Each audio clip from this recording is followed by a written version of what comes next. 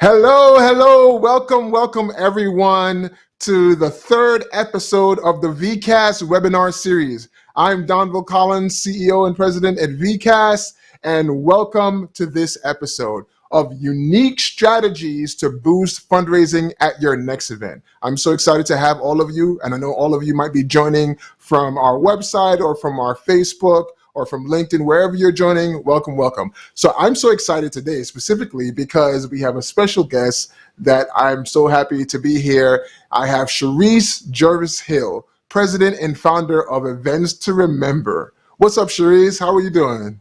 What's up? What's up? How are you? I'm so happy to be here with you and your guest. Thank you for having me.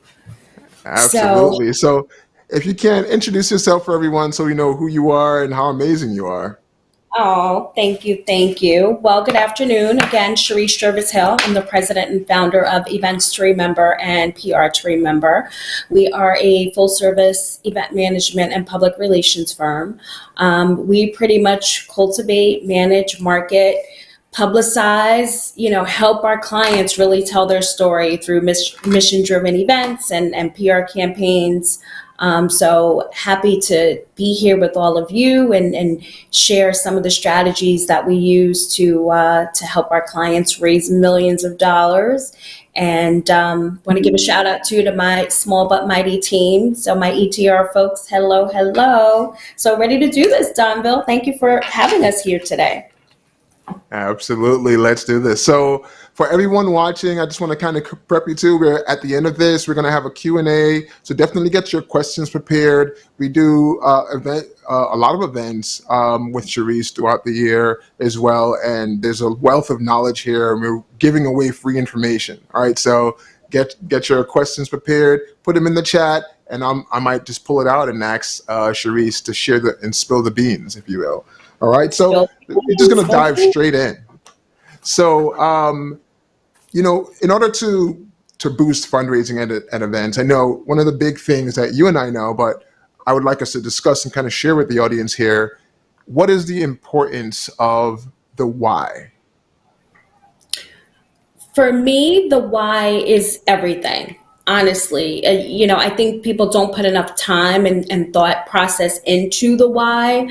And that's something that, we ask clients, like, why are we having this event? I want them to really think about that when they're planning and when it's time to kind of reimagine their event. So, what is the why? Why are we having this event? And I don't want to hear because we've done this event for the past 5 years and we kind of have to do it. That's not a good answer. Really, what is the why? Why are we having it? Is it to engage donors? Is it to, obviously if nonprofit folks are listening right now, it's to raise money, right? To let everybody know about the work that we're doing, to really showcase, a new program that we're working on, like really, whether it's a fundraising event or any event that you're doing, really, I want you guys to kind of think about your why and lay that out. Like, why are we having this event and what are our goals? So it's really just a goal-centered approach that we use when we're working with our clients. Yeah, and I think that's so key here because objective-wise, I always like to kind of communicate this to clients, especially even on the onset when we're meeting with a new client or a new prospect, is really being clear on what's the objective, what's the point. And then it's a big part of what we do too, even in our video storytelling. We're always trying to figure out the objective is the most important thing because that guides everything you do. And if everyone is clear on what the goal is in mind, then everything goes towards that and it's much more successful because everyone is aimed at the same thing. So I think I agree with you. The why is super important and it guides everything that you do. Yeah, absolutely. 100%. Yeah, absolutely. So, I mean, even kind of accomplishing all of that, right?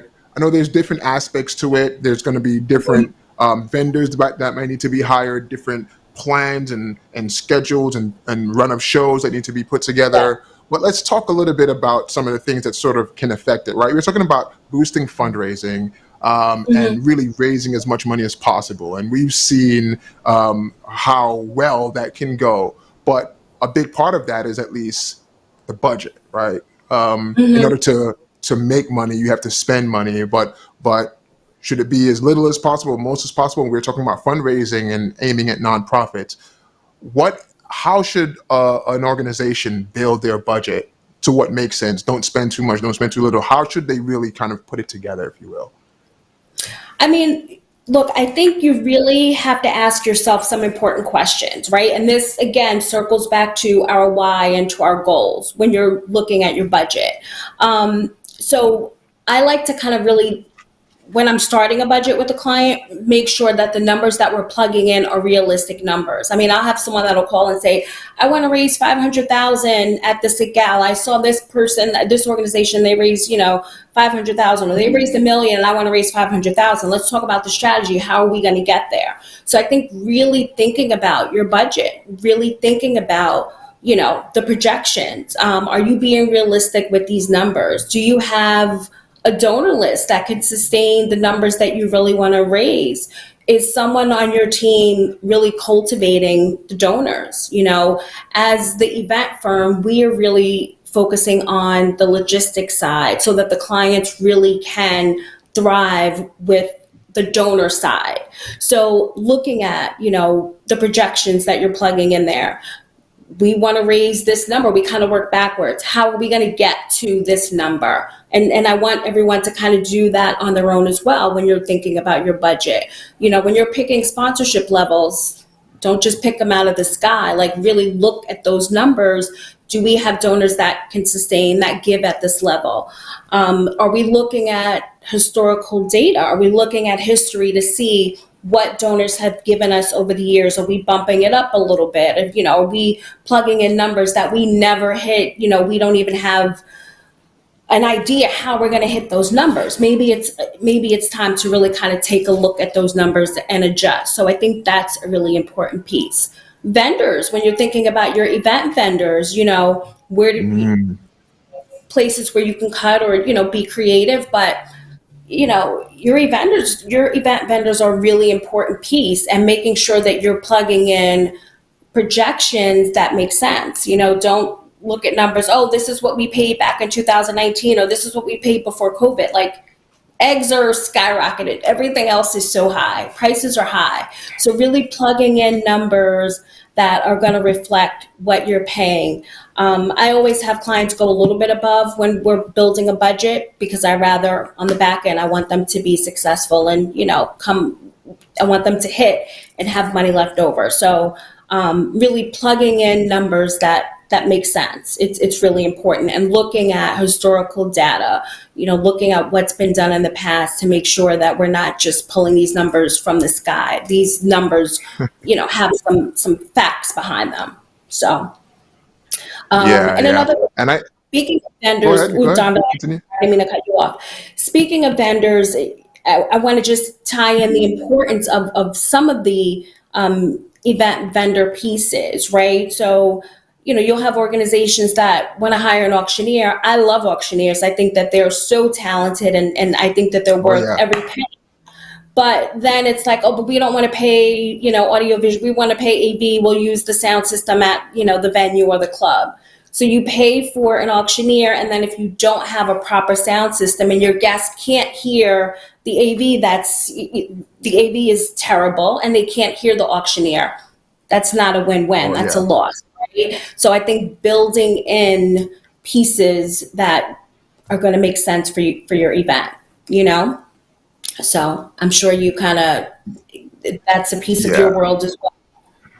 Yeah, absolutely. And it's kind of one of those things is you got to really think about that, even when it comes to the venue and the location and whatever work you're going to put into even what's going to drive people's emotions to do fundraising. There's those pieces of it where certain pieces I've had, conversations, and sometimes people are like, we're a nonprofit, so we have to try to keep as much money as possible. But in some cases, there's certain things that if you don't spend the money to do it right, you're just going to lose. And one of those things you mentioned is, one of the big ones is audio.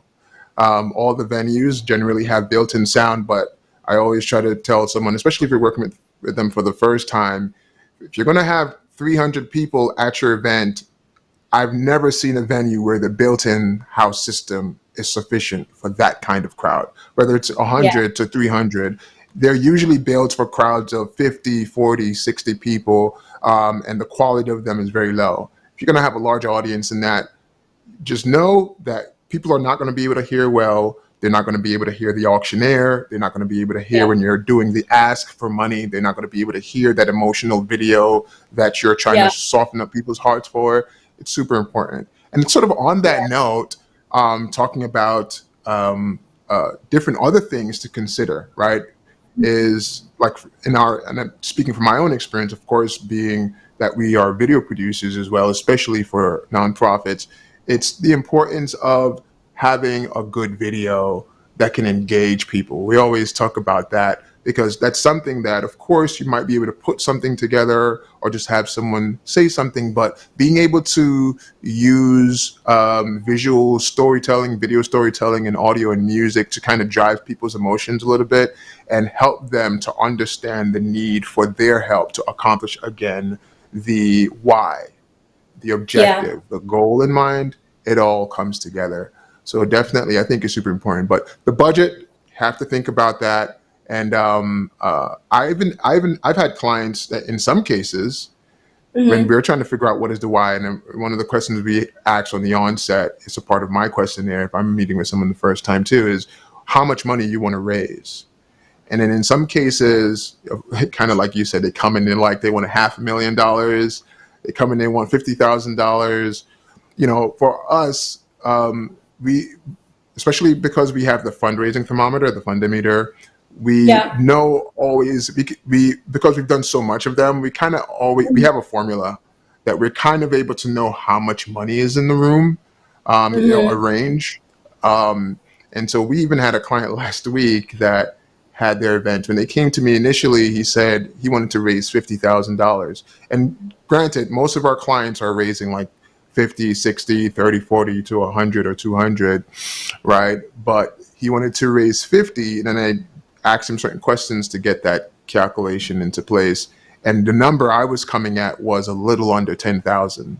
And for what the service he wanted to get, I was just like, in my opinion, I know I could just take your money, but I don't think it's worth it for you to do this. I don't Yeah. think you should because it's too big of a risk and the reward is not high enough. And he said to me, of course, in some cases, based on the goal of the why, the event is not primarily a fundraiser, it's also a friend raiser, and Hmm. really to get people to buy into the idea of also the focus on giving because it was the first time they're sort Hmm. of going into that. So he Yeah. had his goal of 50,000. I told him 10. He still set the goal to 50, but I found out over the weekend that they still landed just around where I said, around 10. It was a Yeah. little over 10, which was like, it was kind of a funny thing, but he was I mean, okay with the budget necessary for that. I think it's Go ahead. important. I think we have a duty, right? At least, for me, and you're very much like me. I think we have a duty to kind of like navigate and help our clients kind of, make those decisions. I think when people talk about, hiring an event planner, it really is, it's helping to build that strategy, really helping to have those conversations with your event vendors. So with Donville about this is how much they want to raise, here are the goals, really digging in. That's really how the magic happens. You know what I mean? So it's important. And I do feel like we have a duty to consult with our clients and kind of help them with these decisions because, they're used to running these incredible organizations. They may do one or two events a year. We're doing events, how many days out of the week. So really sharing that knowledge with them, sharing those best practices, I think is really, really important. So Absolutely. So kind of, and before I jump to the next question, just for everyone watching, make sure you're plugging in those Q&As, plugging in your questions. I'm looking at stuff now, so we're definitely going to get to them. So make sure you're, anything that comes to mind, put it in the chat and we'll pull it up. But sort of diving into sort of the next piece of our conversation here, as we're wrapping up, is we're talking about fundraising, right? And we know that all that we've talked about so far kind of leads up to this, but there's a moment in the program, and I know not every organization wants to do it, but we always recommend it, right? Is when should someone do the ask? When is a good time in the program to really do the ask? And if they should, I think we should even almost speak to those two. Sometimes we meet organizations like, no, we don't want to do an ask. So you talk about that from your experience. So I think, that consulting piece is important because if it's a fundraiser, we have to do the ask. How we do the ask, there's so many different ways for us to do the ask, right? Your funder meter is one way. A paddle raise is another way. Having a QR code or something on a table or an envelope. There's so many different ways to ask.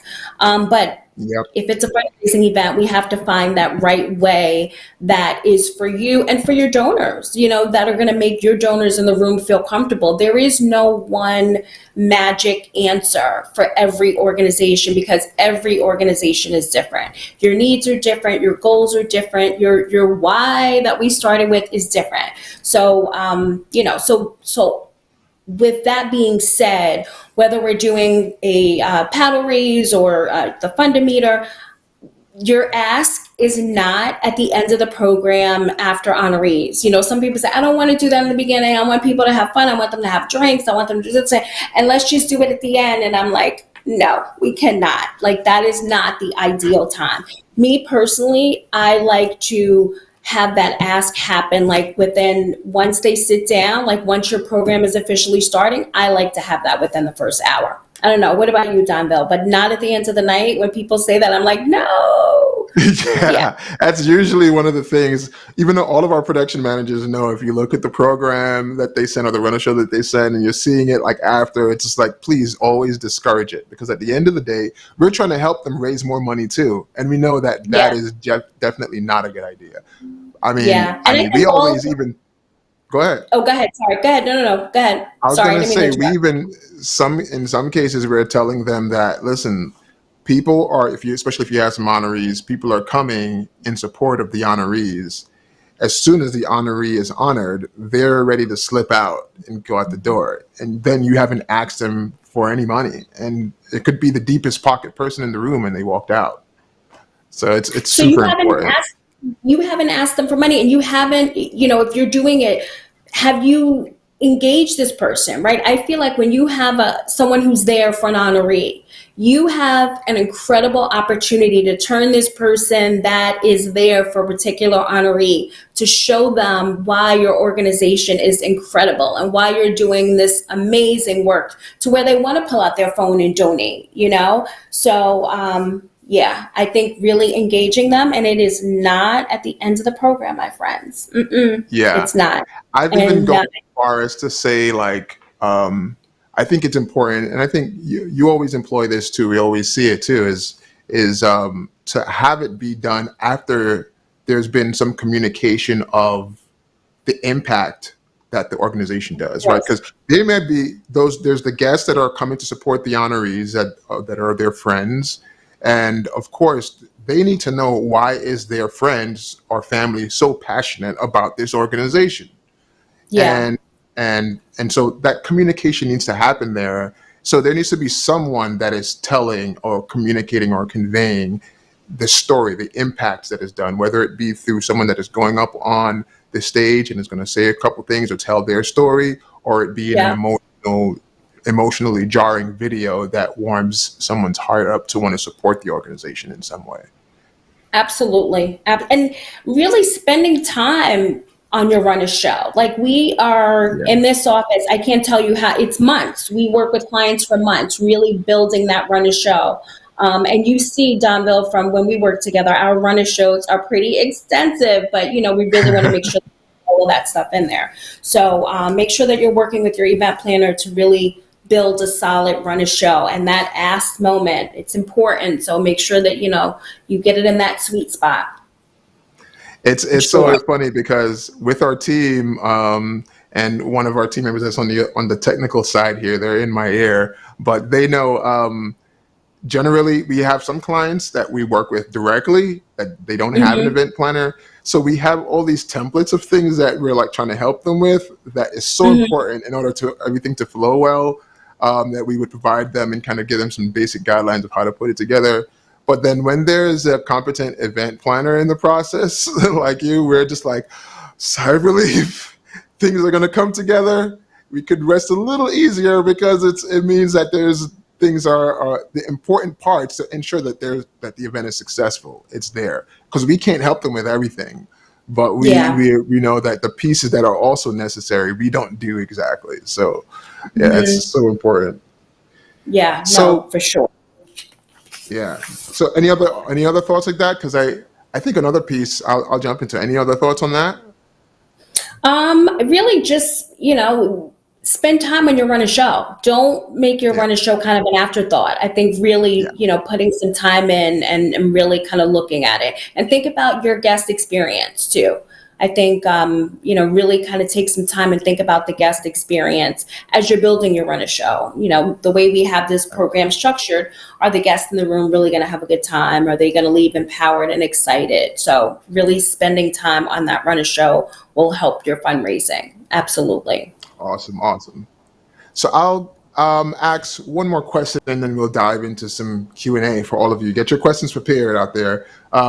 A big part, and I know that, and I see and you do it. I think it's a big part of where the even PR part in your organization's names come from, right? But it's what is the importance of the advertising and the marketing of the event to impact and boost the fundraising as we're talking about? It definitely is a critical component. And I think this again really requires taking some time, um, really looking at how many months you have in advance to when your big day is and building a couple of things. Coming up with like a promotional calendar I think is really important, and really think about the things that you want to showcase. So you're not kind of doing this on the fly, like really putting some time in there. Do you want to highlight your honorees? Do you want to do kind of like honoree spotlights? Do you want to do videos? Do you want to have small videos that kind of introduce your honorees? Your sponsors, finding ways to really support and showcase your sponsors that are really investing in your organization and investing in your event. Now with these fun reels on Instagram, you really can do, with these templates on your own, some really cool, fun things to kind of engage. I mean, Donville, I'm sure you'll talk about this, the importance of video. Video is so important on social Oh media. yeah. So really building that into your overall marketing campaign to promote the event. Let me see. Maybe there's kind of a quote from your sponsors. You want to kind of include that in your press release. Do you want to have your sponsor? Do they have kind of a company internal video? Short. Mm, That kind of is in line with your organization, maybe that's another way to kind of engage, but building that in. I think really coming up with the promotional calendar where you can kind of plug in some of these things is really important. And it'll give you time as you dedicate some time to thinking about the marketing. Some ideas will come about. Do you want to partner with a publication and have a media sponsor? You obviously need time for that. But kind of building that into your promotional calendar and really finding and using your promotion piece to obviously promote the event, but also highlight your honorees and highlight your sponsors that are supporting you. So I think, tying in all of those pieces is really important. all right. So, Awesome. I think that's really great advice. And I know a big part of us, at least how we help with that, and we see how much impact it has is sometimes our clients are asking us to create that promotional marketing video for the event and et cetera. But it's so important, right? You want to get as much people there as possible. But even without any kind of media promotion, I always recommend, and I'm sure you do as well, for organizations to lean on the people that you're honoring and then lean on your board, right? And you know, it feels uncomfortable to the recipients a lot of the time, but really press into making people feel like they are. Um, it's you can't miss this. It's required for you to be there because you're supporting the person being honored, supporting the organization, and just kind of make. I guess another way of saying it is grab the low hanging fruit, if you will. and really get people into the door, but take advantage of all the media aspects as well.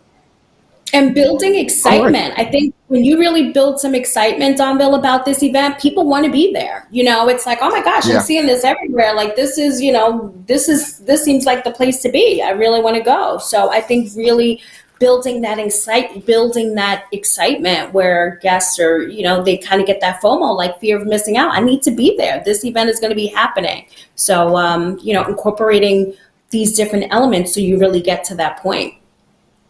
Oh yeah, the FOMO. I think that's a big one. Write that down, people. FOMO. It's very important. All right, so I'll dive straight into this as we have a couple minutes left for the Q&A. Okay. Send in those questions if you're watching. I'm going to take a couple of the sets that came in here. So someone asked, how do you choose what type of fundraising ask to go with? And initial parts of that question was, can you use multiple? I think it's important not to create. You can use multiple, but it really needs to be thought out and strategized, because the worst thing you want is confusion, right? You don't want people to be there and not knowing what, they're having a good time. They've had, a cocktail or two. So keeping it simple and really keeping the instructions easy to follow, I think, is important. So can you tie into, we've done that, but it's really where your MC is crystal clear and they're really sharing what the next steps are. I think, making sure that you're keeping those instructions really, really simple so that your guests, know what their next move is. You know what I mean? Yeah. And I think I always talk about, this is a general basic rule. Less is more. Sometimes. It's really important. You can really add so much and then make the whole thing more complex and less successful. So definitely, I agree with that. Another question that came in, and I'm reading here any questions that come alive. So shoot your questions, everyone. My second question is, do you see any trends with some of the successful fundraising events that you're doing, and what are the things that you're seeing that work? Trends. I have to say I'm not like a super trendy, when it comes to events. I really like to, stick with the traditional things that tend to work. I'll recommend that a client, try something, maybe change up something new. You want to obviously elevate and keep things moving and stay with the times, but I'm not one that super, super sticks with the trends, because trends kind of change so fast, so I am very big on tradition, long-standing, long-lasting, proven results. So trends and things like that are fun, but not really when it comes to like the fundraising stuff. Mm-hmm. So I know, like there's the ideas of early adopters, right? And we talk about, even with technology and technology companies, there's always the consideration of the talk about early adopters. And that a lot of the time, and I think this applies to with events in some cases, is that jumping on as an early adopter to some trends, it might identify your event as being trendy or new and doing some great things. But at the end of the day, similar to what you said, is a lot of the time they don't necessarily make an impact in terms of the fundraising that's going to be made in terms of giving it more, as well as they die a lot of the time. And so there's some cases, even with our clients, from a technology perspective, where they're like, I saw this thing here, I want to do this, and I also want to do that, and I also want to do this. And it's just like, in some cases, there were some technologies that, we like them, we think they're cool, but we're like, we haven't seen that actually generate anything better for the event. And in some cases, we would see certain things hurt the event, because to your point earlier about too much options and too many things to be offered, too many things to look at, a lot of the time they end up causing confusion and adding too much. So I think the core things that always work, I think it's a good thing to have those as a core piece of it. If you're trying something new, I would say maybe one thing that you're trying new, but it's not something that could drastically fail the event. You try it, and if it has some boost, then maybe it's something that can be expanded on, right? So I think Yeah. things are always meant to develop, but don't OD, in lack of a better term. For those of you that don't know that, don't overdo it. Yeah.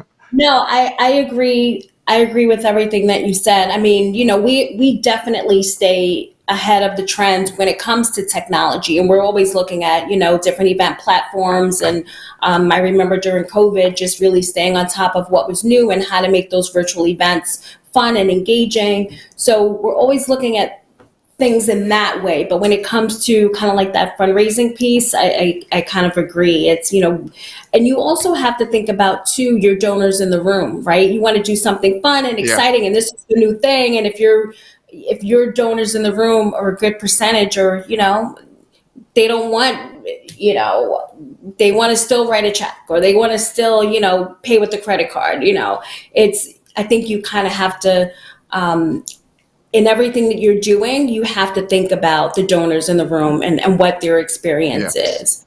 So I think it's kind absolutely.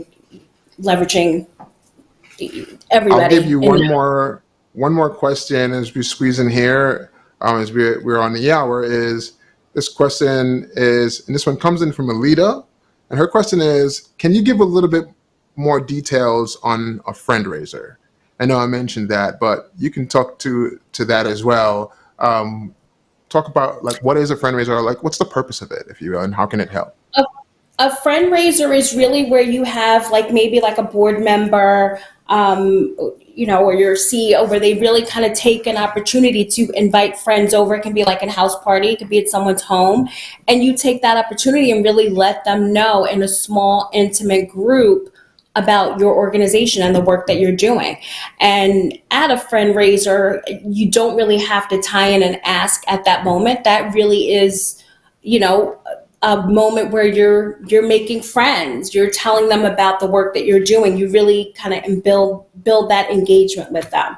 I think friend Right. raisers are a great way, and something that's really important to add into your overall event landscape. I mean, we use events for marketing tools in many, many different ways, and I think that that is definitely one of them. Yeah, absolutely. And I know from our experience, in some cases too, we see friend raisers being the 50, 60 people events. Generally, the friend raisers aren't above that number in most cases, but well, actually, let me take that back. There are some events that might be large scale events like walks and things of that nature where they're meant to sort of bring awareness. They're meant to just connect people and introduce people to the organization, but they're not necessarily meant as a big fundraising event. So, Yeah. in some of those cases, kind of like my reference earlier, are the ones where they're not concerned about hitting the big fundraising goal number on the fundometer and things of that nature. They're just more so concerned about getting people connected and in some way emotionally or initially to the organization. So And this that's whole hopefully that answered your question, Alita. this whole conversation ties back to what we started with, is what is your why, right? So what's the why for having, the walk or the fundraiser? What are the goals? Do we want to engage? We don't want to ask for money right now. We really want to just make friends. We want to tell people about the important work that we're doing. So really thinking about your goals when you're in the beginning stages of putting that event together. Awesome, So, awesome. Well, this has been such a good interview. You've shared some really good thoughts here, and I hope everyone is taking value to that. I I really hate to skip this question. I know we're a couple minutes over. My producers are going to be upset with me in my ear here, but I'm going to kind of squeeze this last question in here, which is, I think it's a good question. Do you think that streaming an event can help raise more money for an organization? And I like this question, of course, for my own selfish reasons. But what's your thoughts on that? So I think it depends. And I hate to keep saying it depends, but everything is really, depending on your organization. Streaming, do you have a lot of followers? The people that follow you, are they social butterflies? I mean, it's a great way for it's a great way to let people know about your organization. But now that we're kind of post COVID, I don't know if a lot of people are spending a lot of time kind of watching these events like they did before. So it really kind of depends on what um, your network, people that are following and liking your page, how active they are online and some of that kind of stuff. But I'll let you kind of dig into that because I know that that is your world. I want to Yeah. see what your response Yeah. is. And I'm glad that this question was asked and I'm glad the response you gave, because the really perfect answer, like you said, to the 2 points you made, which is it depends. And the reason I say that is because it depends on the audience, where they are, how they support your Mhm. organization. Where is the audience that were coming to your event in person? Where are they now? So we have a Mhm. couple clients that even we saw like the slowdown and less streaming and virtual things happening, but we have a couple clients that they have decided that streaming is never going away because their fundraising rate jumped a lot more since then. And then what has happened, and I'm sure you have a few friends like this too in the Westchester area, a bunch of people have moved out of the area. They're still maybe functioning or having running their organization or their business in the area, but they don't necessarily live here anymore. They moved to other Yeah. states. Many people moved to Florida or to North Carolina or some other state, and they still want to be involved in an organization they love, but they can't and will not physically be there. This is one of the ways to do that. So we have one university as one of our clients, and one of their biggest donors does will not come to the gala, but he usually gives the biggest amount. They streamed the event just for him. But And other they made it listen, public and other people joined, but just for him because they knew that he alone will give 20 grand by himself. but I think for a university, I think that that makes sense because their alumni are all over the United States for the most part, right? So if you went to that So school or if that your makes child sense. graduated from that school, you're happy to do an Apple Pay and pay them and make a donation. So I think for that organization, and if you have that one donor that will do it, hey, it doesn't cost that much. But for another organization where it may not make sense, you have to think about too, Yep. streaming, there's a cost to it, right? It's another, Yes. at least for us, when we do these type of events, if we have a virtual component, we have a separate run of show for that. It's not the same run of show that we're using for the in-person. So there's a cost Yep. to it. So you just have to make sure that that cost makes sense. And if you have that one donor that's going to make that, it may make sense for you. But in that example that you just gave, I think with the alumni being all over the US, I think that makes sense.